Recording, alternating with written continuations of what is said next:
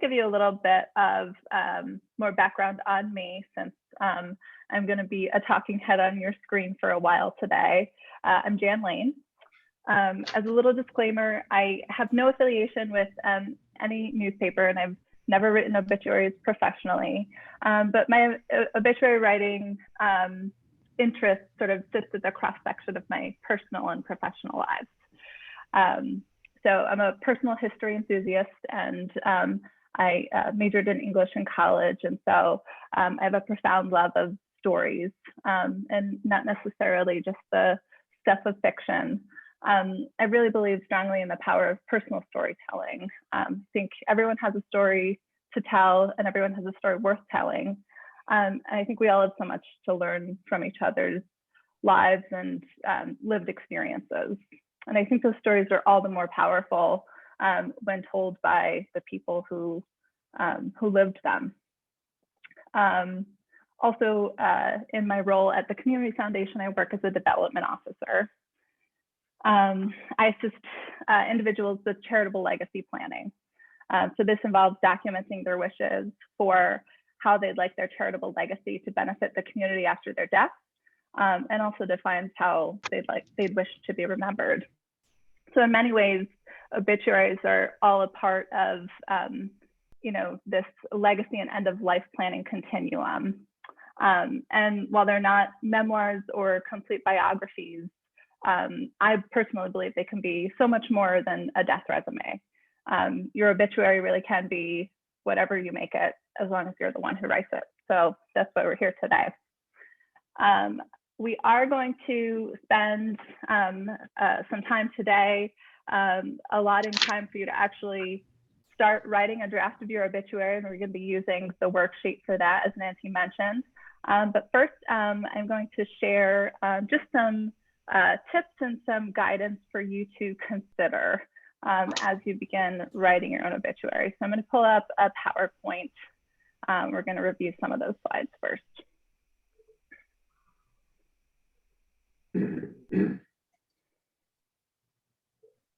All right, can everyone see that? Maybe a thumbs up? Okay, great. And as I said, I already disclaimed that I'm a reformed English major, so I pardon any of the puns that you might find throughout this presentation. I sometimes can't help myself. Okay. So there are many cases for writing your own obituary, not the least of which no one knows the facts of your life better than you. But I always like to kind of share this slide, which speaks to sort of the way that family history transfers from one generation to the next or not.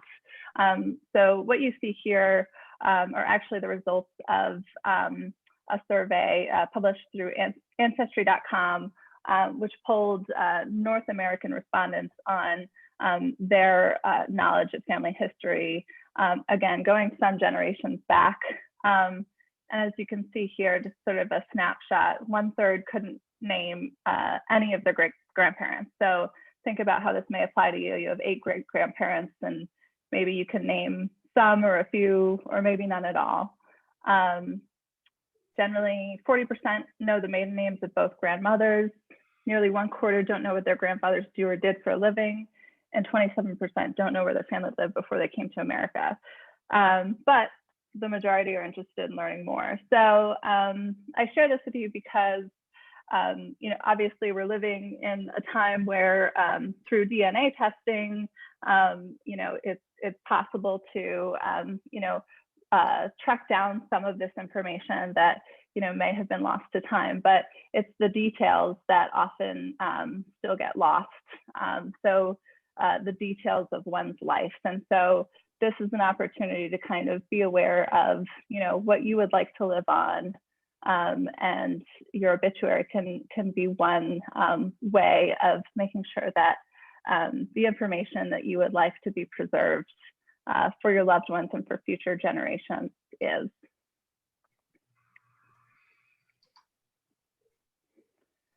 I also want to just share a quick story. about Alfred Nobel. So you may know him as a chemist, an engineer, an inventor, and perhaps most notably as a philanthropist. But Alfred actually had the rare opportunity to glimpse what his legacy would be when a French newspaper accidentally published his obituary following the death of his brother. So he got to read a premature version of his obituary as written by someone else, and he didn't like what he read.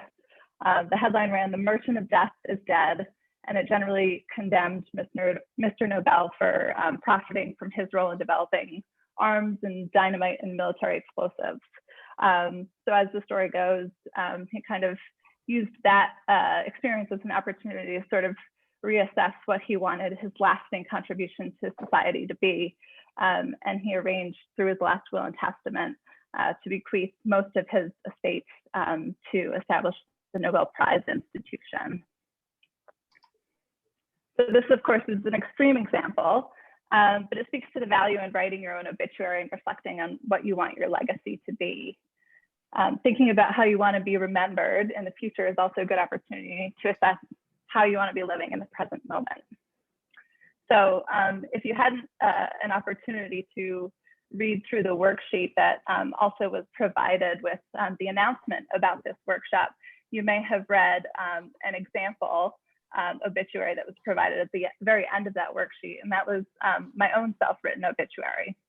And when I sat down to write my own obituary a few years ago, after my first pass, I realized that I had written a work of short fiction because it was something that I was projecting years into the future, and I was sort of filling in the blanks with all of these things that I wanted to eventually do and see, but nothing that I had in fact actually done at the time that I was writing the obituary.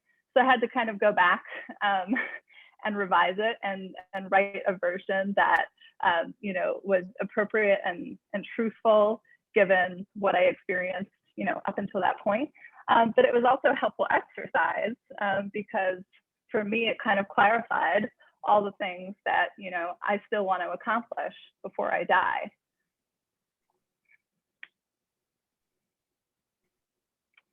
Okay, so enough about Mr. Nobel and about me. The rest of the workshop is going to be focused on you and your obituary. So I'm going to outline some basic questions and considerations for you, and then we're going to move into actually tackling writing a draft. So first, you always want to kind of consider the basic questions. So the who is really kind of about who it's for. Think about who is going to be reading your obituary and how. So right now we're sort of living in a time where we kind of have this sort of bridge between the analog and the digital, and online obituaries are becoming more and more common, but it's still common for obituaries to appear in print as well. So think about who you want to be reading your obituary and how they normally receive their information, and that might influence your decision about where and how the obituary gets published. When you think about the what, that really comes down to the content, what is going to be included. And again, if you're thinking about multiple formats, both an online format and perhaps a more truncated format that would appear in print, you might consider multiple versions. So you might have something that is pretty brief and succinct, and that might be a version that would appear in a newspaper with a lengthier version, perhaps appearing online. And we'll go into the actual, the standard content that typically appears in an obituary a little bit further on. Again, the how it will appear. It's always a good idea to kind of research your newspapers and kind of see what their policies are. And most of that information can be found online, but those policies are always kind of being updated as well. So it's a good idea to kind of do your research and just check in to make sure that you're aware of what is currently accepted. Where and then when. So the when really more corresponds to if you're printing your obituary in a newspaper, the frequency. So is it going to appear for multiple days? That can affect the cost. And also sometimes the specific day of the week, whether it's a weekday or a weekend, can also impact costs for print obituaries. So also some more delicate questions to consider. And again, this really all comes down to personal preference. So this is all for you to decide. But think about your preference for perhaps using euphemisms or being more straightforward about referring to death. Everybody has a different comfort level when it comes to speaking about death. And so think about what your preferences are in that regard, and that will sort of influence the language you use when you're writing your own obituary.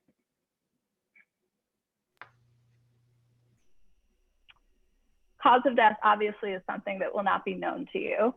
But again, it's a matter of preference.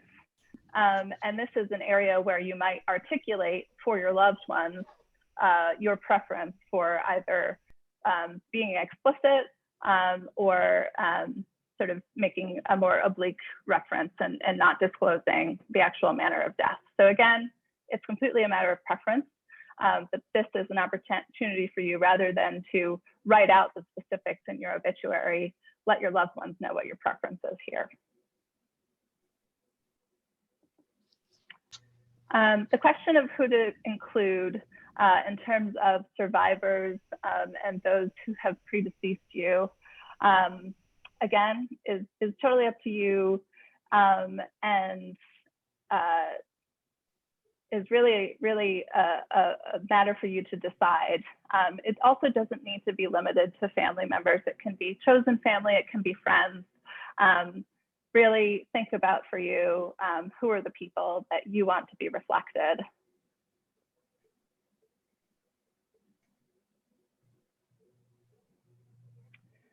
And then a few more helpful tips. So oftentimes, just getting started can be the hardest part. I myself am a born procrastinator, so I can attest to this.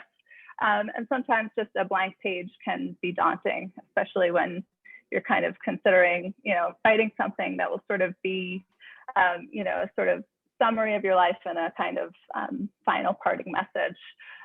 But usually just getting started and, ripping off the Band-Aid is the best approach. And so that's what we hope to help you accomplish today, just getting started. And you can always go back and revise. And in fact, it's something that you'll want to do periodically just to kind of make sure that your obituary is up to date. I always like to suggest reading other obituaries for inspiration. There are many ways to write an obituary. We're going to review some of the sort of standard content, but this is an opportunity for you to glean inspiration from other obituaries that may be written more creatively, or just to really kind of assess what kind of format and what kind of style you prefer, so you can model your own after those. This is an opportunity for you to express what life has meant to you, and to kind of summarize for your loved ones too,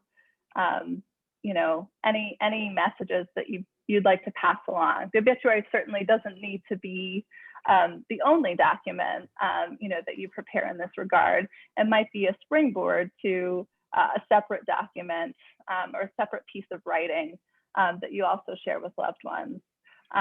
But for those sort of more distant friends and loved ones that will be reading your obituary, it's an opportunity for you to kind of summarize what your life has meant.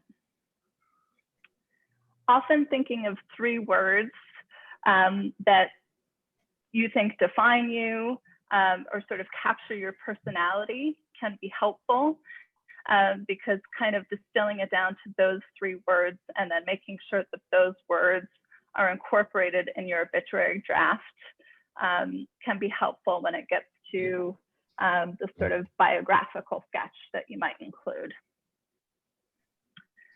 I mentioned previously you might consider writing several versions, perhaps one for print publication to appear in a newspaper, typically a shorter version, and then maybe a lengthier version, also for online.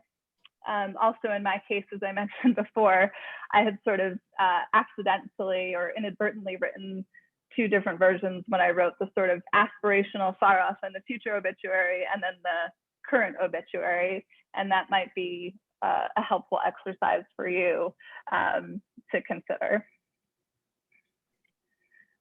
Again, you can use this project as an opportunity or a springboard to perhaps writing other pieces for loved ones, like ethical wills or legacy letters, you know, documents that allow you to kind of impart special messages to people that have been important in your life. These can be individual letters, or these can be, you know, letters addressed to a group of loved ones, but it need not stop with the obituary.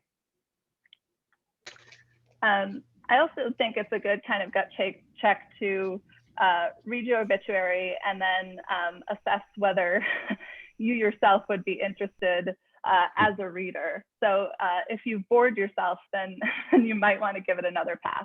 So write an obituary that you would want to read. Leave your composition in an accessible location. So I believe it was Emily who had shared that she had written one but couldn't track it down. And so, oops. Oh, there we go. So make sure that you are leaving your obituary in an accessible location. Make sure that you notify your loved ones where to find it. And I would definitely recommend maybe having a hard copy and a digital copy. I think the digital copy as a backup is always a good idea. And you know, sharing that with loved ones who'll be carrying out your wishes, you know, before your death is a good idea. Make notes to your family for things, obviously, that and details that you will not be able to complete at this point, essentially letting them know your preference for what elements might be included in those areas where blanks will have to be filled in. Picking out a photo that is relatively up to date is generally recommended.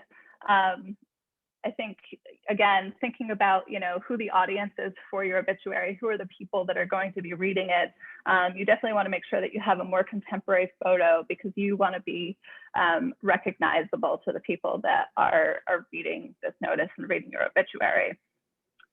And then, as always, proofread and update periodically. So every time I do one of these workshops, it's a good opportunity for me to update my own obituary. Otherwise, you know, it would fall out of use pretty quickly. So make sure that that is sort of part of your maybe annual review. And as I mentioned before, you definitely want to research your newspaper for format and pricing info. The PostStandard does not write obituaries, and it also does not accept obituaries from families. It only accepts submissions from funeral homes. So make sure that you're aware of whichever newspaper you may print your obituary in, you know, what their policies are, and what their forms of submission are.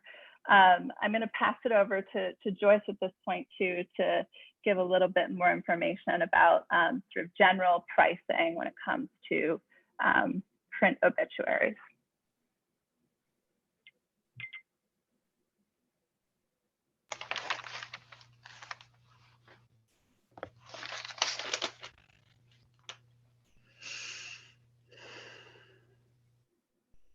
Okay.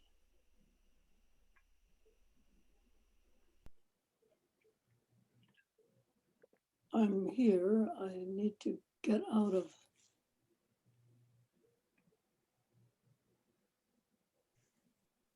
Do you need me to unshare the screen? Yeah, we need to get out of the PowerPoint and back to me.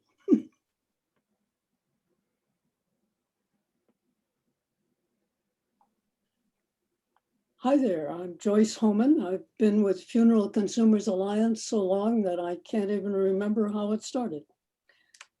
The PostStandard, as Jan said, no longer writes obituaries.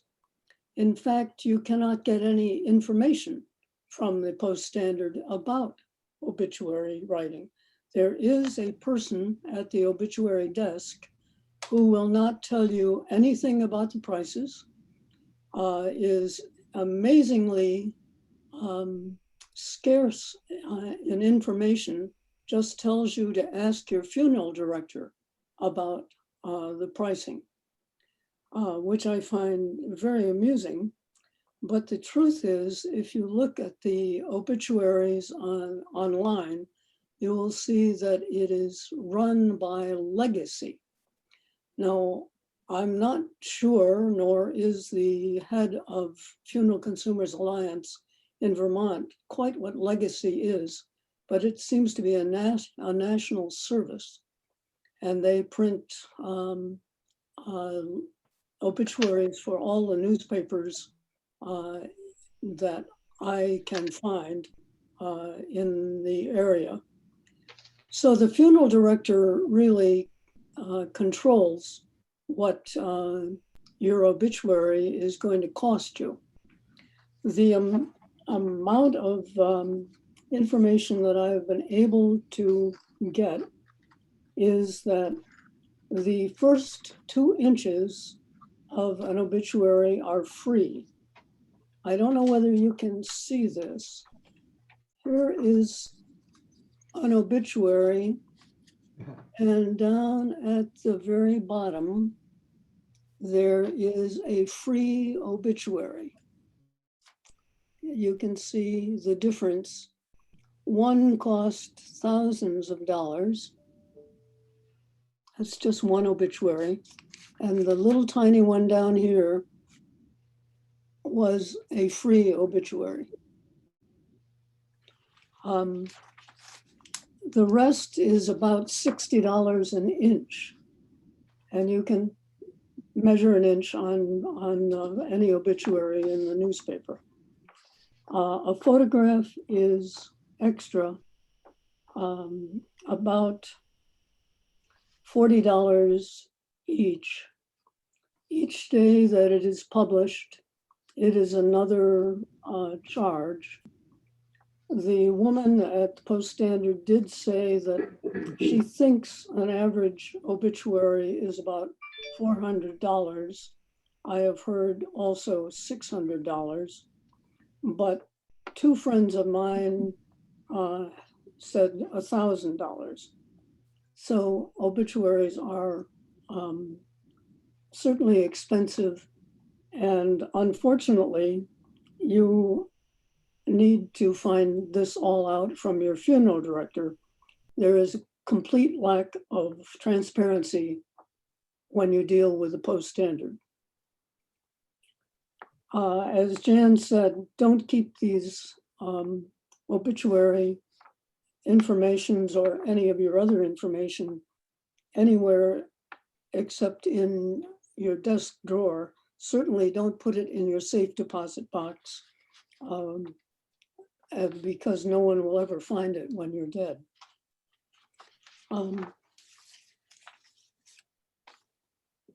Another item, if you want to save it, Funeral Consumers Alliance is dedicated to minimizing expenses for those who wish to use their money for something else besides a funeral.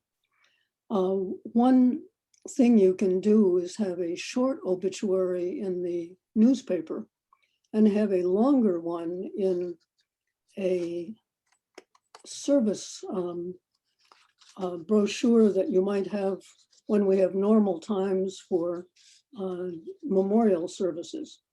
This is one for a friend of mine who had a very nice, what you might call an obituary on the back of the order of service for the funeral or memorial service, and could write as much as was wished rather than the, and had a much shorter notice in the newspaper.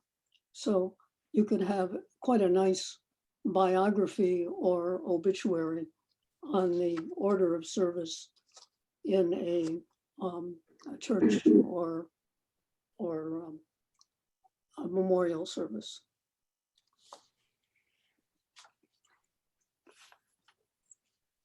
If there's a brief kind of question on that, I'd be glad to take it.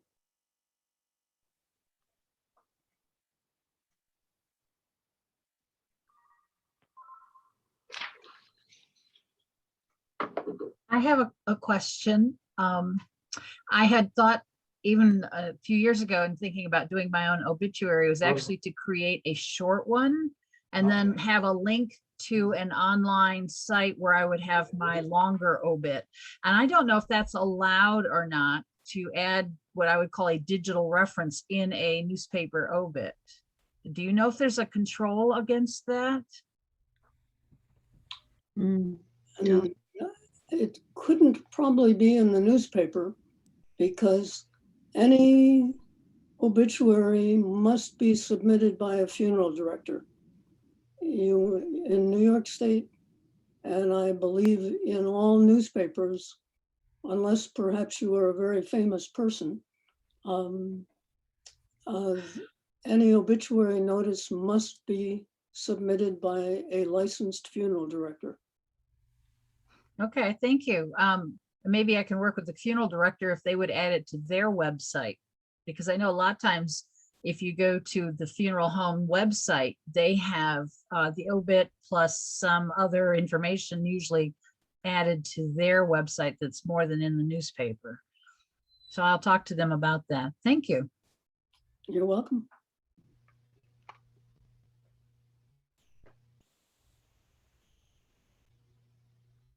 Back to Jan. Oh, on with the show. Okay, thanks, Joyce.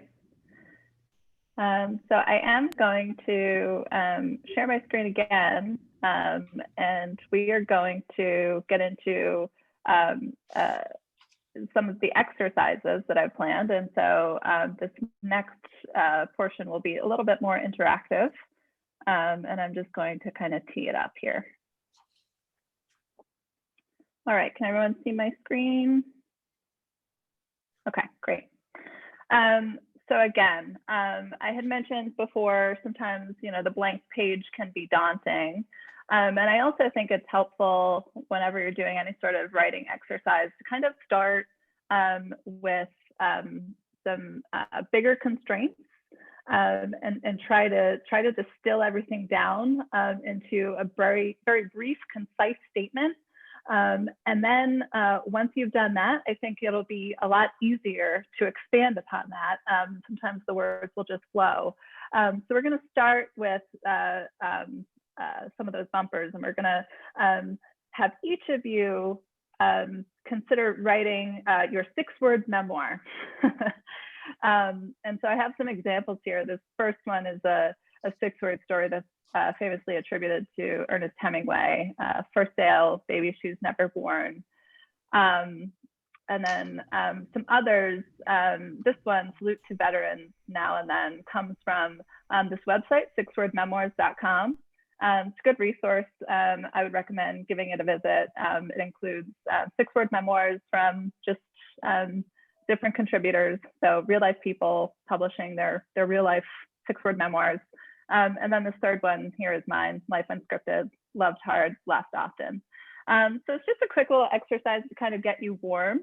And so if you would, let's all take maybe 5 minutes, and I'm going to have each of you kind of write your own 6-word memoir. And there is a section of the template, the obituary writing worksheet that Nancy shared with you. It's the second section that actually has a space for you to fill in your 6-word memoir if you'd like to use that.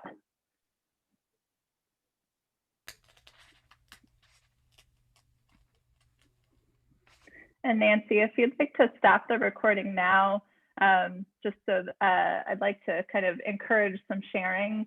And so I just want everyone to kind of feel comfortable, you know, sharing theirs if they'd like to. So if you wouldn't mind maybe just pausing the recording here. I'm very familiar with the Funeral Consumers Alliance. For legacy planning, the Central New York Community Foundation certainly is a local resource, and should you ever have any interest in exploring charitable legacy planning, I would be happy to discuss those options further with you. There are lots of obituary and tribute writing resources available online, but some of the ones that I referenced today were 6wordmemoirs.com, obituaryguide.com, and then Celebrations of Life is actually an organization that I completed a training with in 2015. I completed a Legacy Navigator training, which helped me to facilitate drafting of ethical wills and legacy letters and life reflections with individuals. And they're also just a good resource for some of those additional documents that you might consider completing. So those are just sort of the final tips and resources that you might reference.